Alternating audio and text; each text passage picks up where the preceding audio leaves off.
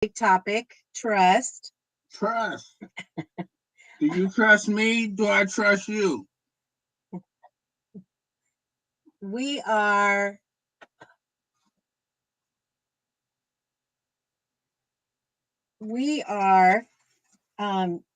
Callista Randolph Nichols, Yeah, Nichols.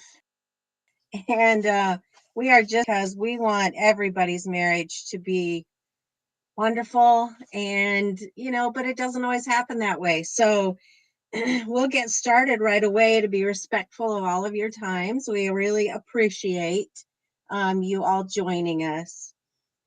Here is a little intro that we've got for you.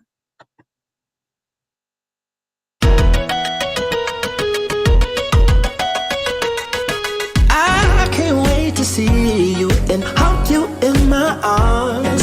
I can't wait for the memories we'll keep inside our hearts. I can't wait, cause I've been missing you for oh so long. I can't wait, can't wait, no.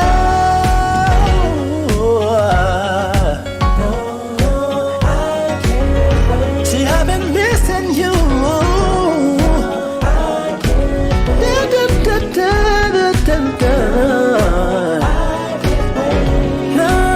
No. Can't wait.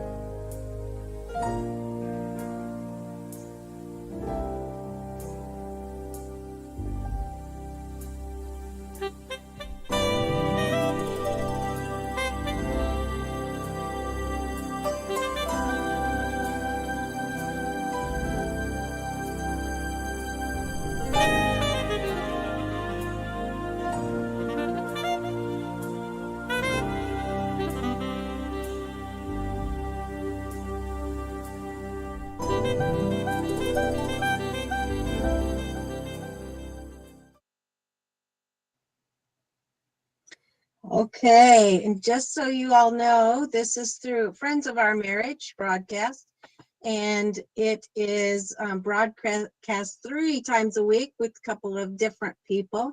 There is Monday nights, Tuesday nights, and Saturday mornings. We would love for you to subscribe, follow, share, join us on www.idometoo.org. So we would love for you to join us on any of those opportunities.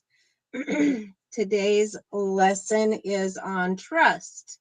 And here is a little quote about trust. The most crucial element for happy marriage. More, more than friendship, laughter, forgiveness, compatibility, and sex. Spouses name trust as the most crucial for a happy marriage.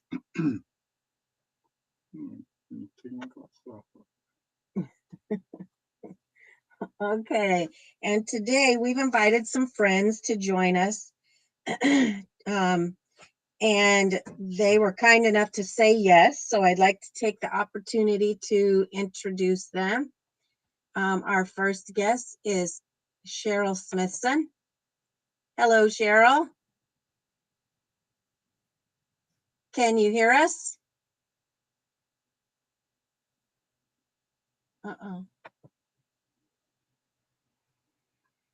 I muted it just because I might have a dog barking in the back. Oh, gotcha. Okay. I just muted it. Sorry, I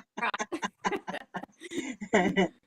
And we also have Sheila and Sheldon Sloan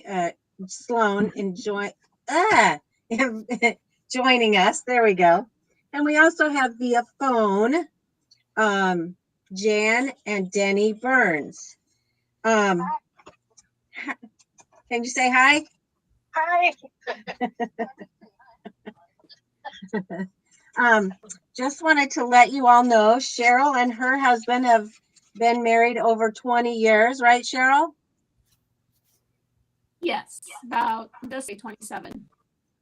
Wow, fantastic. And Sheila and Sheldon, how long have you guys been married? 16 years. Wow. And Jan and Denny, how long have you guys been married? 54. What? 54 years? 54 years. That got some claps. Aspirations, I tell you, boy. No, and only went on one trip, didn't he? One fishing trip. Yeah. That is fantastic. Everybody is, Cheryl is from the Altoona area. Jeff and I and the Burnses are from the Des Moines area. And Sheila and Sheldon are in what's Carolina? Charlotte, North Carolina. North Carolina. North Carolina. Okay. So just to tell a little bit about each of our guests today, we thank you so much for joining. We have this comment from the chat. This was about the 54 years of marriage. It says, wow, in exclamation points. That's what we say.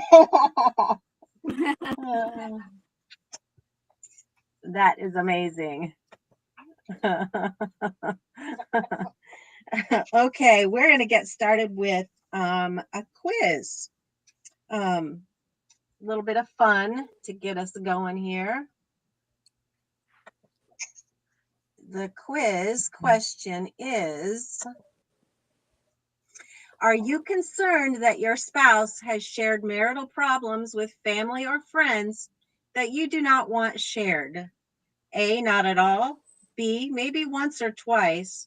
C, it has happened enough to make me uncomfortable around them. Or D, this happens way too many times. Anybody want to take a stab at that?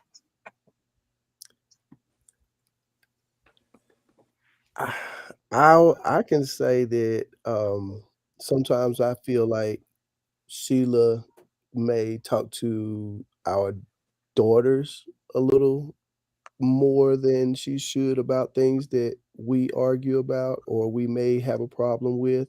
And I don't think that it should be shared sometimes, but I that's her. I mean, how do you feel about that? Because I That know that's what I yeah. think. I mean, I understand. Because sometimes when we're at your mom's and she'll say, "Are you doing just fine?" I'm like, "You don't talk to your mom?" Mm-hmm. Yeah. Yeah. So yeah, I get it.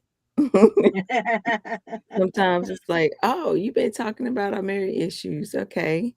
But I mean, it's very understandable because you need someone to talk to, Mhm. you know, and but sometimes it can be hurtful for the spouse to know that something's been shared. So Mhm. I do understand what you But it mean. doesn't happen all the time. I'll say it's that I think it'd be number two. What were Oh. Was it what were not the often? answers again? Maybe once or twice. Yeah. Mhm. B. Yeah, Yeah. maybe I say B. It happens maybe once or twice. Well, maybe 3 or 4 times, but Mm. because we've been together 16 years, and Right. so we do go through. I mean, if you're in a marriage with someone or a relationship with someone as deep as this, you're gonna run across issues with each other, and you're gonna have to find somebody to talk to. That's why I'm so glad we do have things like this with like friends of our Friends of our marriage, marriage. because of Hmm. being able to let that loose with someone that you can trust with that information, and they're going to give you an honest opinion because they know you guys as a couple is a Mhm. great Hmm. Yeah. For us, I don't talk to my family very much about it. I depend on people that we have, just like you guys said, like friends of our marriage, people who I know have both of our interests at heart and not, they're Hmm. not going to take sides, if you will. Mm, And there are occasions that I do say something to my family, but then it almost reiterates to me that I should not, because somehow that will come back up, and that bugs me. And it's not even about Jeff, that it bugs me. It's just like, well, if you're going to hold that against me because I told you, then I'm going to stop telling you. I'm just going to say, just like the lady who's writing to get her son saved in the Bible, all is well, all is well, all is well. Mhm. Every time somebody asks, well, at least in Mm. my family. So, I think for me as well, maybe once or twice that has happened. I don't know what Jeff's opinion of that is. I don't know. The people that I work with have always, to me, always been my second family. So I got to pick and choose the things that I wanted to tell them. And most of them most of them knew Callista and stuff. And, the things that I would expose, I mean, it wasn't like they were going to pick up the phone and call her and, go over any situation. For me, it was more like a sounding board that to the people that I trust. And, not one person always had the right answer. So sometimes I was closer to my coworkers than I was with my actual family. So, I didn't have a problem telling them because I knew it wasn't going to go anywhere further than that. So I don't know. Now, my family, no, I would never. I'm sorry to say, sometimes I have a deeper relationship with my coworkers than I did with my family over certain situations with my marriage. So, Cheryl, I'm curious, what do you say? Oh, probably a couple times, maybe more than that at times. I mean, I know he's got to talk too, and I know I share probably with my family, with my sister and his sister.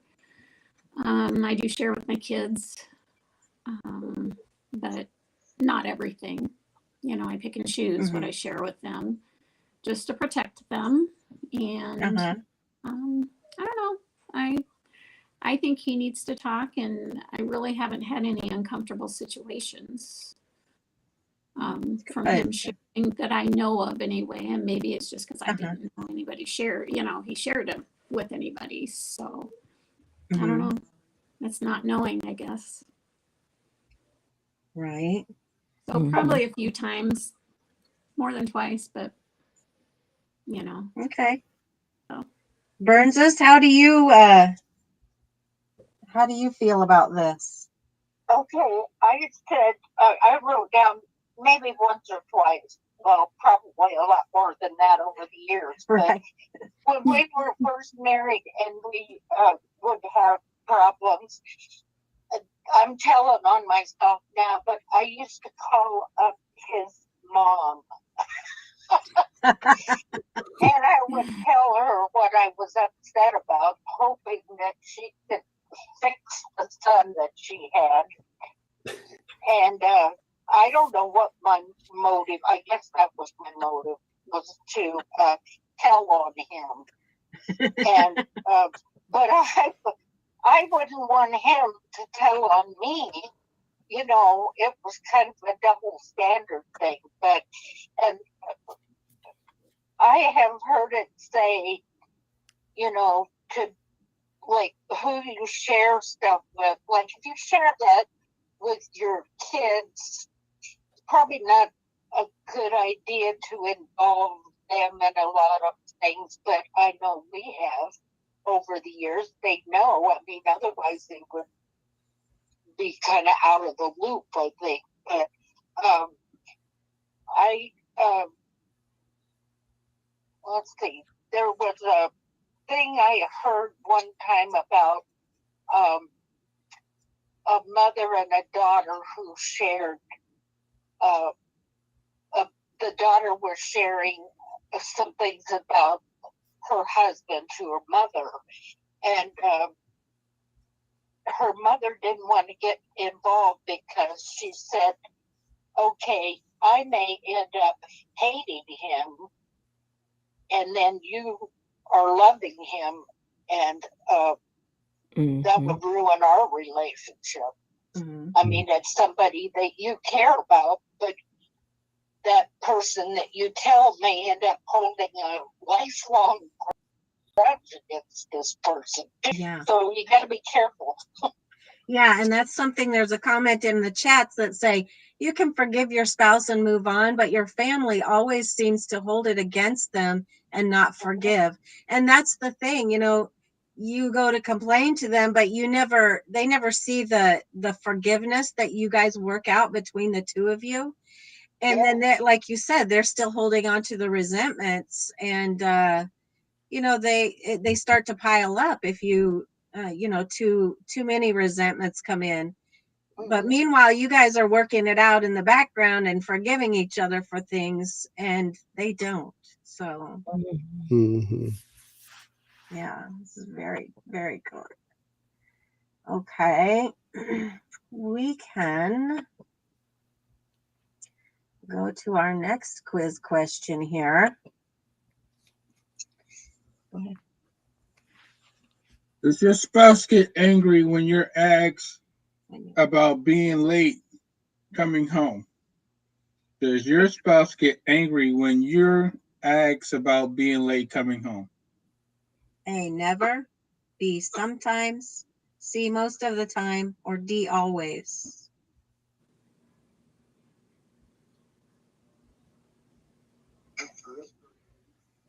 Right. Go for it.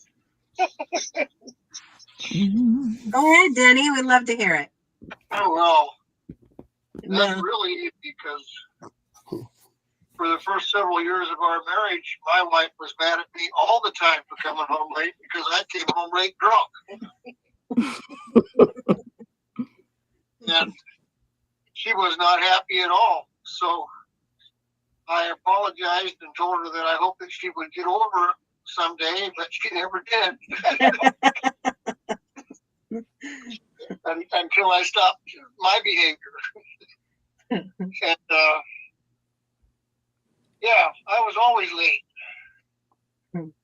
I wasn't very trustworthy to be home when I said I was going to, so she had no reason to believe me. And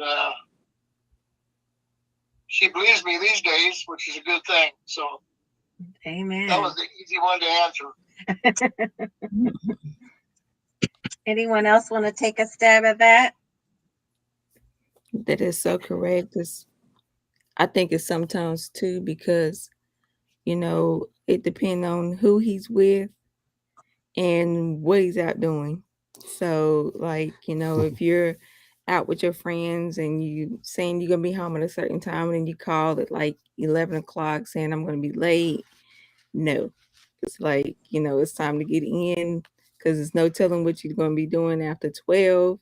So yeah, we done had that sometimes. I mean, we've been married for 16 years, so I feel like that Sheldon has eliminated those friends that he know that's going to get him in trouble. So we don't go through that anymore. And so when he has a Yeah, I party, got rid of those guys. and when he's DJing at a party, he come home right on time. So it's like, you know, we haven't had that issue in a minute.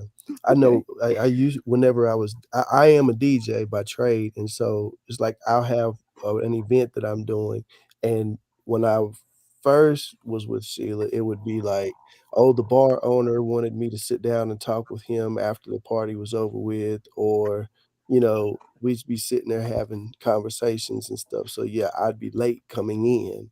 But now it's like as soon as I'm done with the party, I'm calling her, talking to her the whole way home. So Mm-hmm.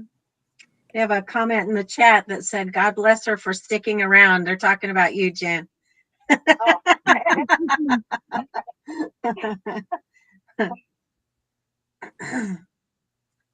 And there's also another comment that said, we discussed it, and when we both came, and then we both came to an agreement. So Mm-hmm. Yeah. All right.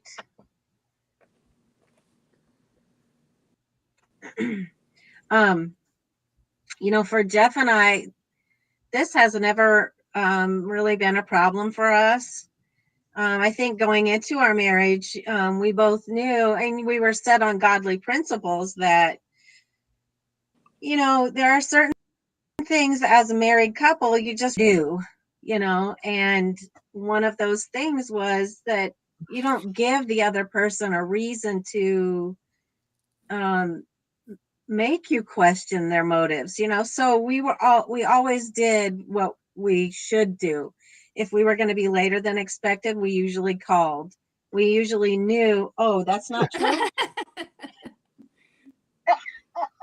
Oh, okay, I guess she has a different opinion. But we always knew where the other one was. It's not like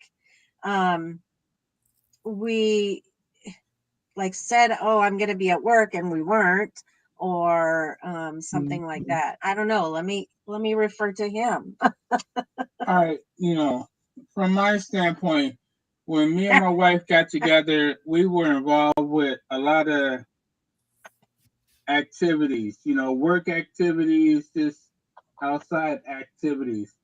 I used to be involved with I'm gonna just say a 12-step program, and you can put a name on it if you want, but I had some, involved with some activities, and sometimes the activities may start up at 7, it may end at 9, and then we might go out for coffee, we might go out for breakfast, we might just hang out, and sometimes in the real of the moment, we just didn't have a time limit.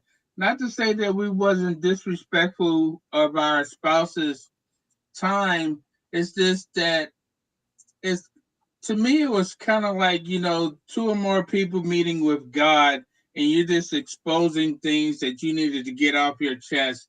And sometimes there wasn't a time limit on that.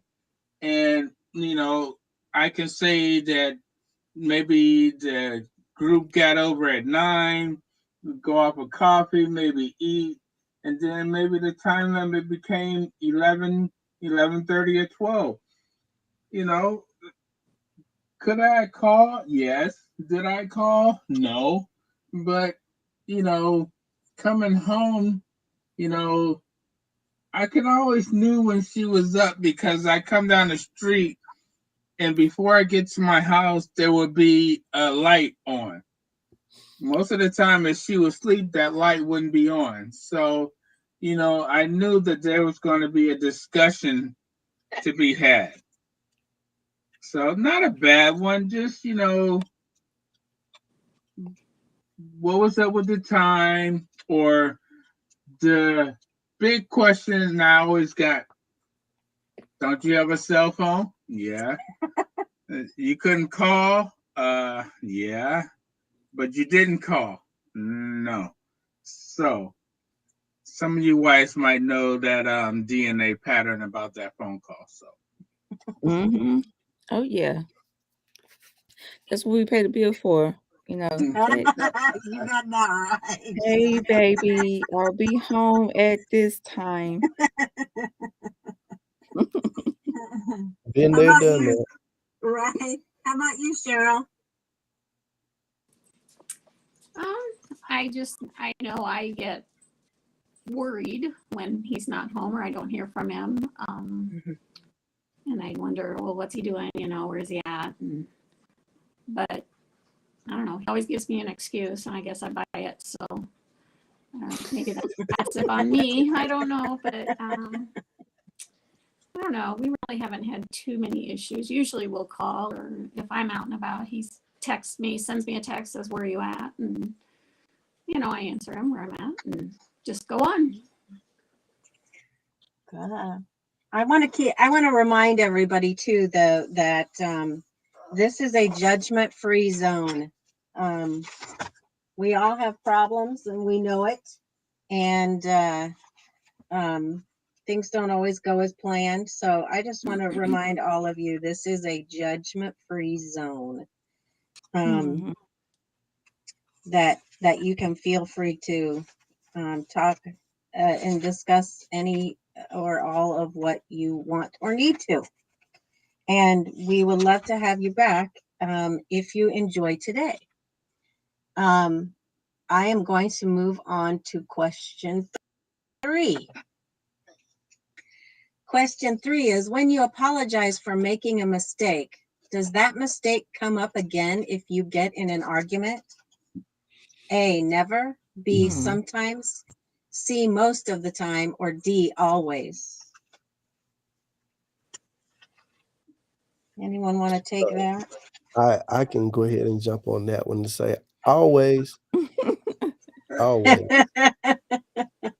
If I do something, if I do something wrong and it's even minutely in the same realm of what happened 10 years ago, then we're gonna talk about what happened 10 years ago.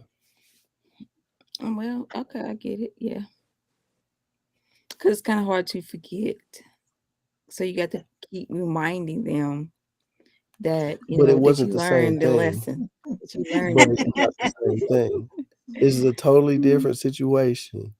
And it depends on the And situation, right? it does depend on the situation, but it still revolves back around to that same 10-year problem.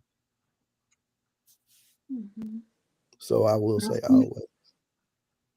I would say Why sometimes do you, with him, Sheila, why do because you men have don't to like to bring it continue up. to remind him? No. Mm.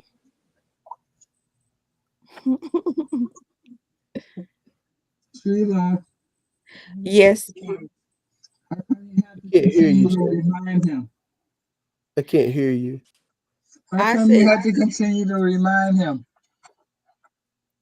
of the problem, Yeah.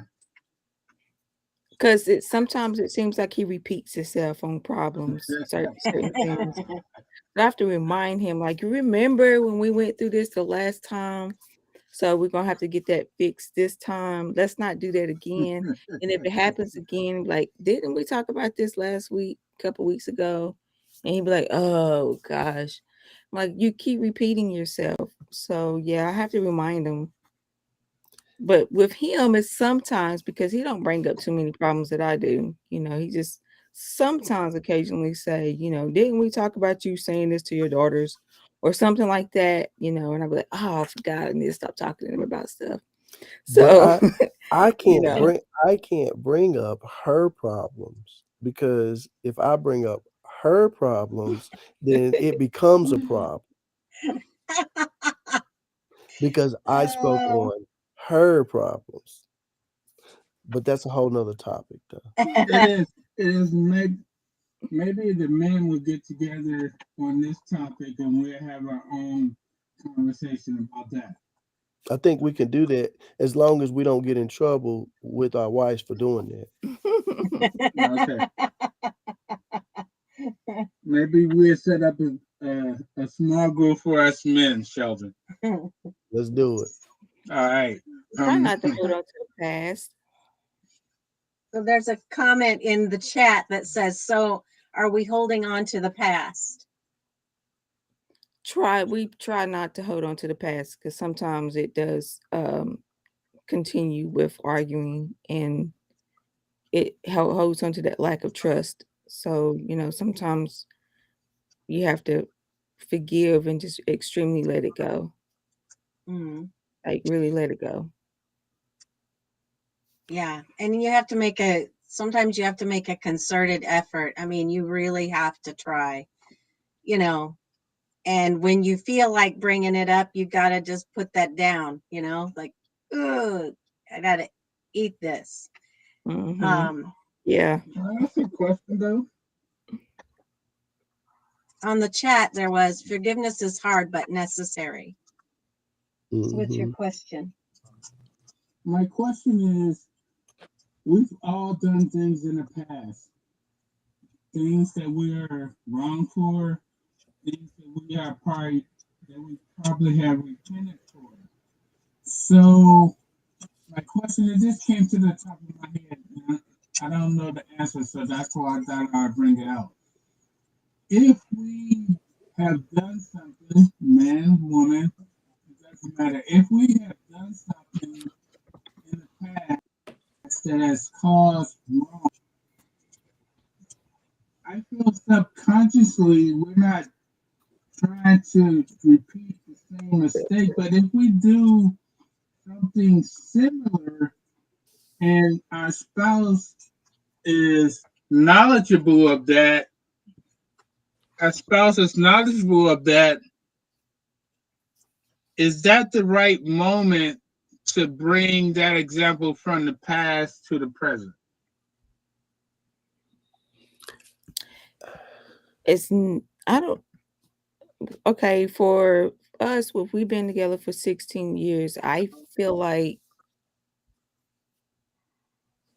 bringing I'm trying to figure out, like, I try not to bring up the past. I try to forget the past or what happened, but sometimes, like, if you're listening to a song or something pops up on TV, it can bring up the past. Like, I experienced that, and a feeling might hit me. He might not know it, but it might hit me because I'm thinking about what I experienced. But if I have said to myself, if I want to stay married to my husband for 54 years, for 60 years, 70 years, I need to learn how to forgive and let go and not talk about everything. Mhm. And it depends on what he did. I mean, cheating, we I don't tolerate that at all, period. Especially if we've been together for 16 years, like right now, it's not gonna happen. I don't think it's a forgiveness. I think that's when we need to sit down and talk about divorce because it sounds like somebody wants to be single. Um, you know, No, I don't want to be single, so we're not but other gonna. Amen than to that. yeah, Burnses, do I you do. have anything you want to add to that? No, I don't. Okay. I might. Okay. Um, like for the first 18 years of our marriage, I felt like I was constantly under fire for my lifestyle. But for the past 35 years of our marriage, we never bring up the past problems that we used to have. And actually, I welcome feedback from my wife because I trust her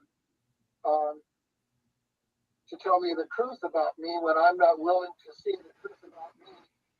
And I actually welcome her to call any traits or defects or shortcomings to my attention because it gives me the opportunity to make adjustments and to work on it. And to a large degree, I'm sure that, I feel way more comfortable about calling things to Jan's attention, although I don't really feel she's as receptive as I am to getting them sometimes. But we hardly ever extend arguments these days. It's more of a discussion, and we don't carry a resentment into the next day hardly ever. I can't remember the last time when we carried something into the next day because we wake up in the morning and it's a brand new day and we start over no matter what anyway. So I'm very grateful for that. But of course, we have a lot of support in our support system to learn new tools of life, and they sure have it come in handy over the years. That is Mhm. fantastic. That is fantastic. And just like you said, you don't bring resentments into the next day.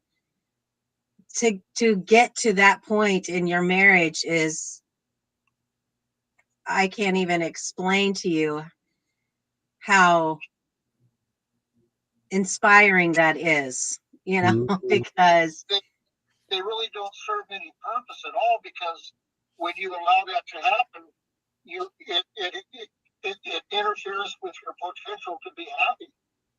So, like, I think a lot of this comes from getting older and becoming more wiser, and from the various principles that have turned out to work for you. And resentments is the killer. People carry resentments, and you can't be totally happy the way that our higher power wants us to be if we're carrying on resentments. So it doesn't make any sense when you are aware of that to allow that to infiltrate yourself. Yeah.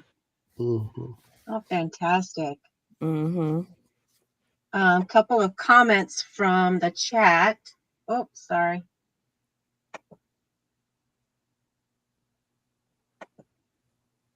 First one is, I can let go of any negative feelings from the past with Mark, but when it comes to my family, it is much more difficult, as my life was shaped in a damaging way for so long.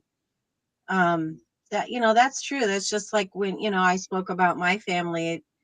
I can't talk to them about it either. It's just, they don't let go. When we say sorry to each other, they don't know that I've forgiven that, and they keep bringing that up and, putting it in your face. So, it's family can be rough. I mean, they can be friends of your marriage, but they need to be in the same headspace that we all are. And another thing was, oops, hang on, missed one. I don't keep score with Mark, and I definitely feel I've made more mistakes than he has. And Sandy and I both made life mistakes, but we've made very few with each other, thankfully, and we've forgiven. And that's something that with trust, forgiveness is one of the, first things for trust.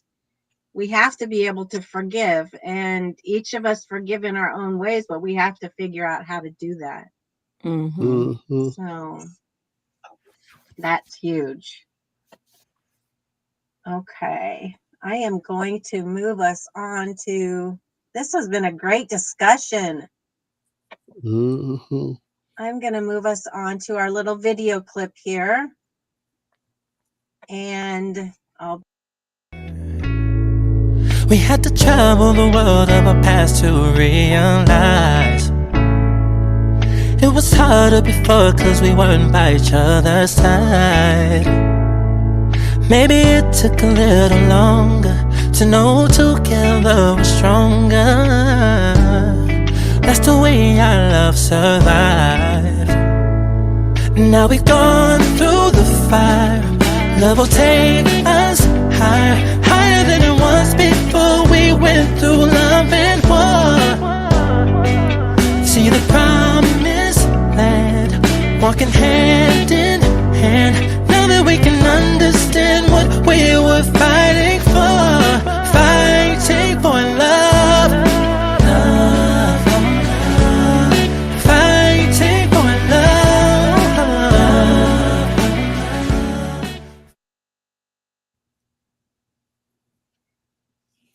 okay. Oops, here. I want it to come back on again. So I just wanted to take a minute before we do the scripture. We have, in Friends of Our Marriage, we have 10 guiding principles.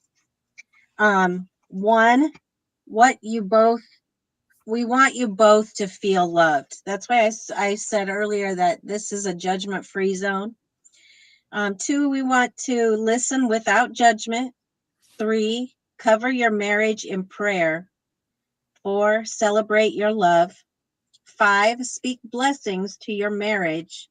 6, hurt when you hurt. 7, care about both of you.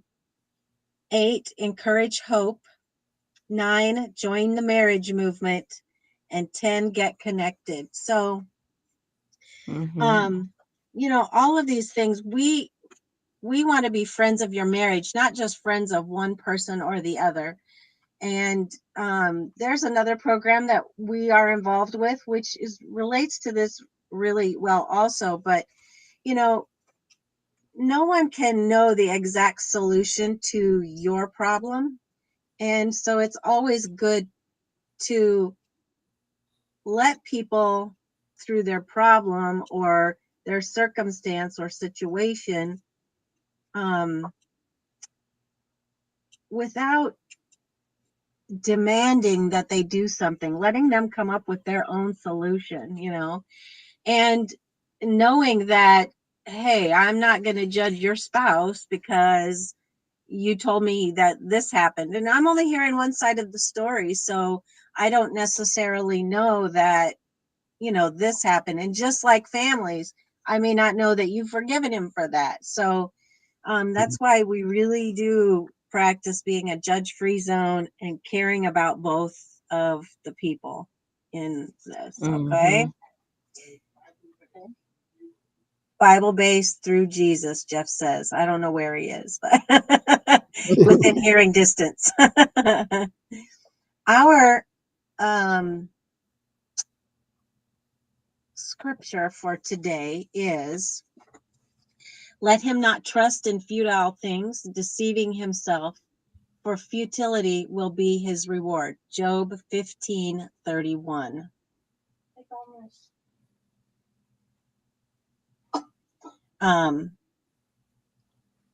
So I am going to start up the first question.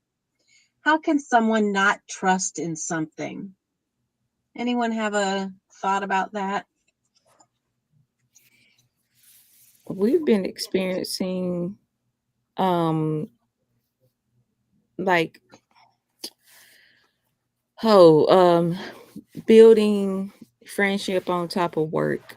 Like, like someone's wanting to work with you and do things with you, and then it turns out to be they're not a good They've fit. got another agenda, Yeah. and it's hard. Mm. I know where you're headed with that, because I don't mean to cut you off or No, go nothing, but ahead. I feel like it's when we're in the entertainment business, and by us being in the entertainment business, we do run across a lot of people who want to do what we do, and I'll be a part of or be a part our business. Like they want to bring in something that they do. to add on top of what we do, Mm. Mm-hmm. to utilize us to bring in stuff for them, and it's a convenience for that person. And once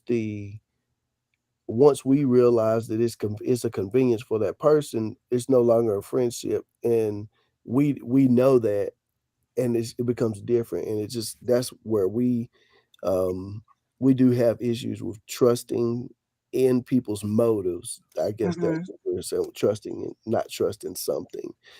It's motives, kind of like people's motives that we don't trust. Mm. That's a very good one.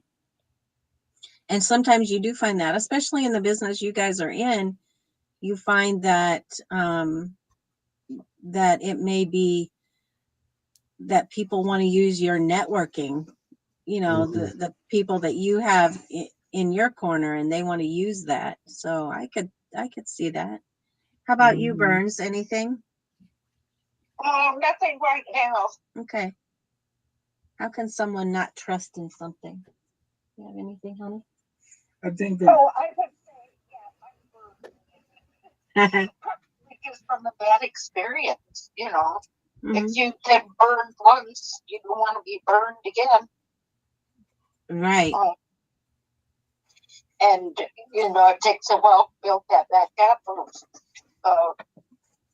You know, it all kind of has to do with the honesty. What is our? I just think of like, what is the primary purpose of this agenda? And then if you deviate off of that, other things can come in and make it really complicated when it can be just like a simple a simple endeavor turns complicated. Yeah. There's a comment in the chat, when it has hurt you a number of times. Mm-hmm. Very true. Mm-hmm. Jeff, did you have something? What was the question? Oh, whoops. The question is, how can someone not trust in something?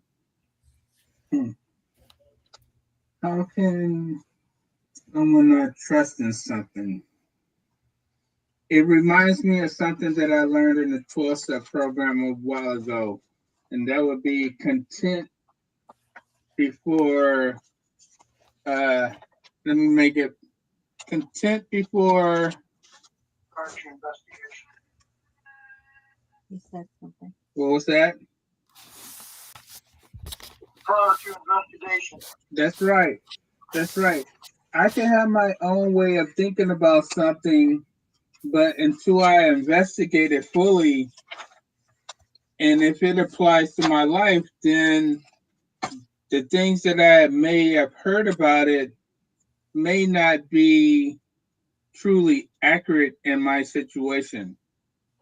So sometimes I have to do the due diligence. I have to, a big part of me is about that I have to become humble and realize that I don't know everything. And I think, take this for, my words to your ears. I don't know everything. So I have to investigate, So, when I'm doing my investigation, sometimes I learn that there are people that can say the same thing. Me and my wife had talked about this a lot. I can say something to my wife and she may not hear it, but 5 seconds later, somebody else could say something to her the same way I said it and she gets it. So, and that's the same way with me. Somebody might say something to me in one tongue, one of God's tongues, but then somebody else says something in a different tongue. And wow, that is earth blowing. So, I just have to be open to the way God is going to have me receive what it is that I need to receive at that certain point. Because not all words that come out are the same to me, and it could be off base. I'm not saying that it's off base, but, sometimes I hear things clearer from somebody that I don't know versus somebody that I do know. And not that I'm going to give that person I don't know $1 million, but, I'm apt to that word that he said, whatever he said, that I can use at that moment that probably might be coming from God. I don't know, that is bound to change my life. Sometimes it's a matter of timing too. You can hear things, months apart. The first time you hear it, but you don't necessarily listen to it. The second time you hear it months later, it could be that okay, I heard it and I'm listening to it. I understand it. It's sunk in, It's kind of like that. When the student is ready, the teacher appears. Yeah.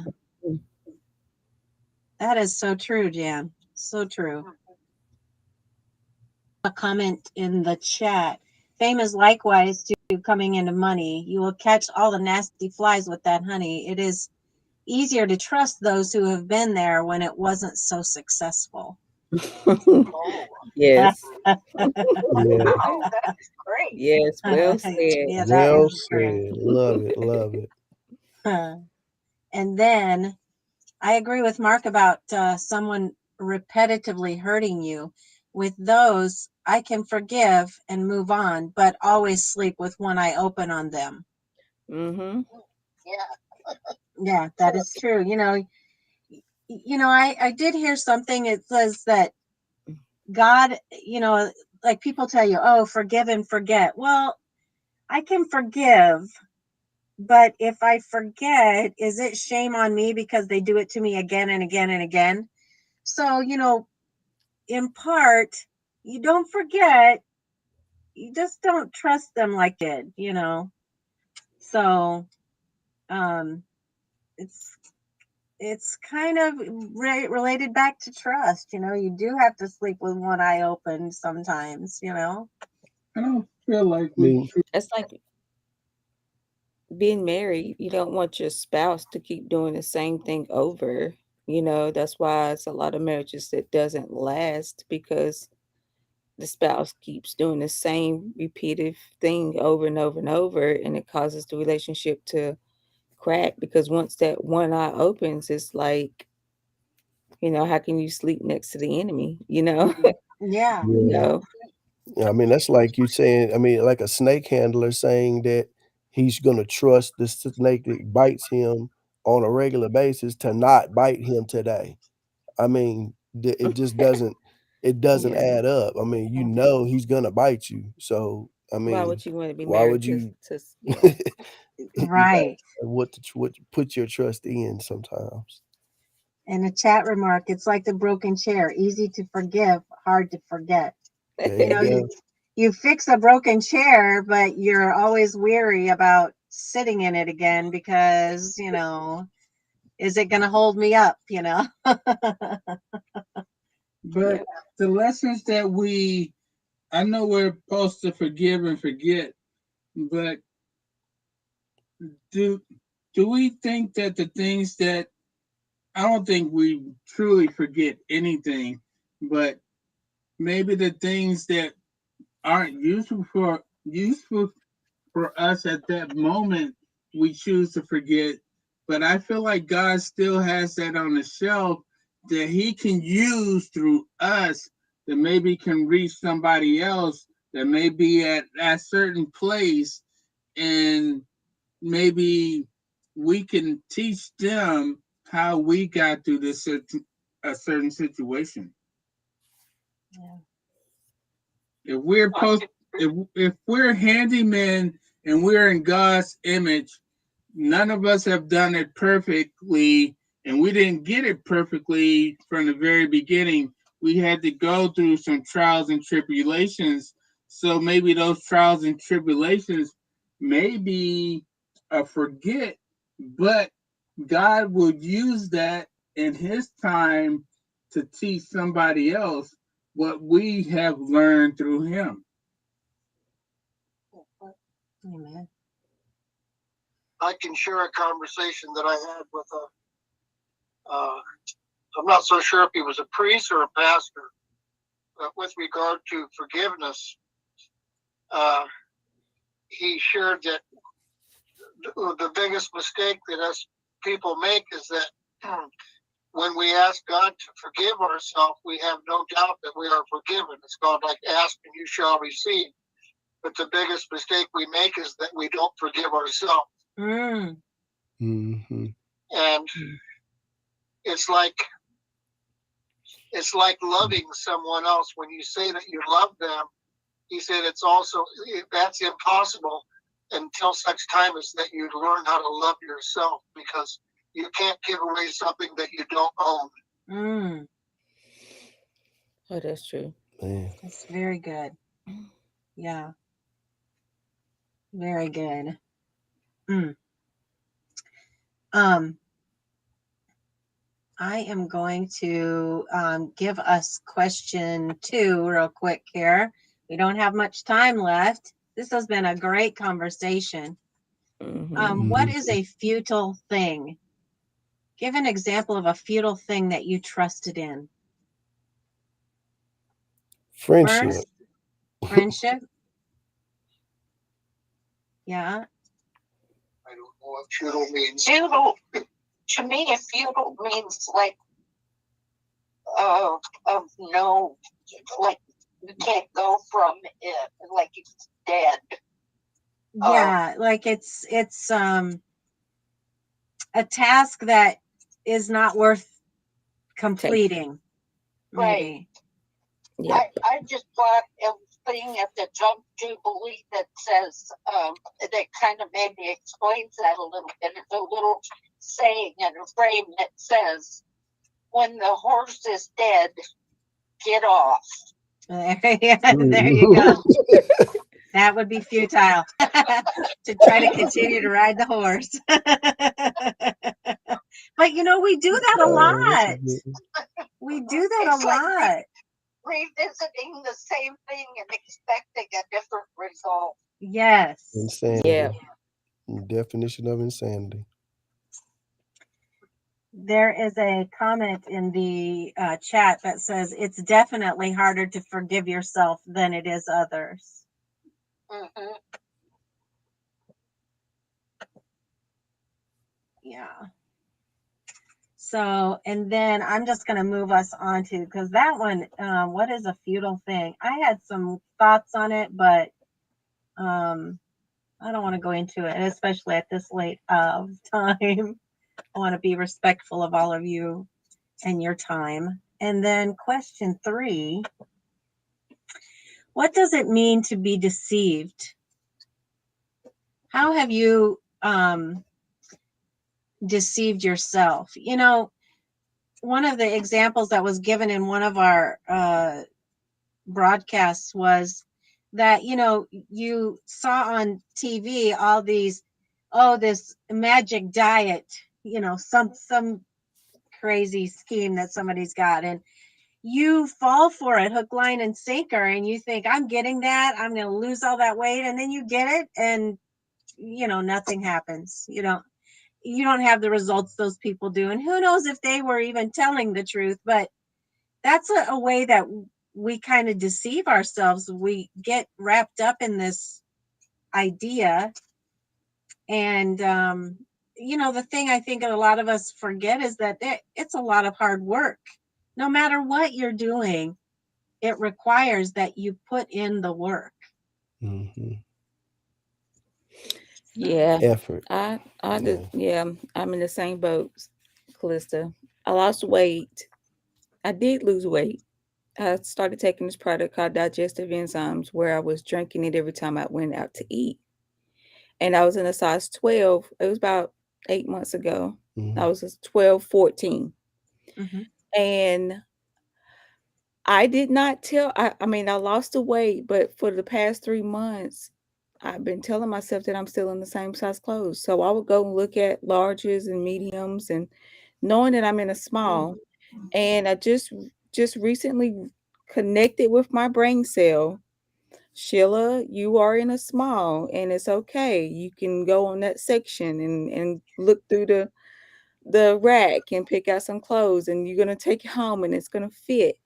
And and I'm just realizing that, and it's a blessing that I did lose the weight, but I lost the weight so well that I didn't realize that I did. I mean, because my mind, my eyes see the weight loss, but my mind was just like, no, Sheila, you're still a 12, 14. You're still large, or medium large, so but now it's like I'm not doing that anymore. But it took a while. It took a while Yeah. for my brain to actually comprehend, go to the small section and pick up your clothes. You're in a size 8, not a 12. Yeah. So, And now that she's realized that she's in a small now, that means I gotta work harder and do more work because she's gonna wanna shop more. yes, She's because I gonna got to wanna get go more buy clothes. things. Baby, baby. Okay, yeah, but it's So okay. fun. I like This it. is, I like it. I bet, yeah. This has been a great broadcast. I love it. And thank you for all of you joining us. We have really enjoyed it. And there is assignments and lessons that you can take if you want. Go to I Do Me Too. I'm going to take this question off here. And I don't see the I Do Me Too thing graphic on here. but it's IDoMe and the number 2.org. IDoMe2.org. And looking for Friends of Our Marriage. That's where you can get that info. I am going to do a little outro here, and then we will come back and say our goodbyes. We had to travel the world of our past to realize it was harder before cause we weren't by each other's side. Maybe it took a little longer to know together we're stronger. That's the way our love survived. Now we've gone through the fire. Love will take us higher, higher than it was before we went through love and war. See the promised land, walking hand in hand. Now that we can understand what we were fighting for, fighting for love, love, love, fighting for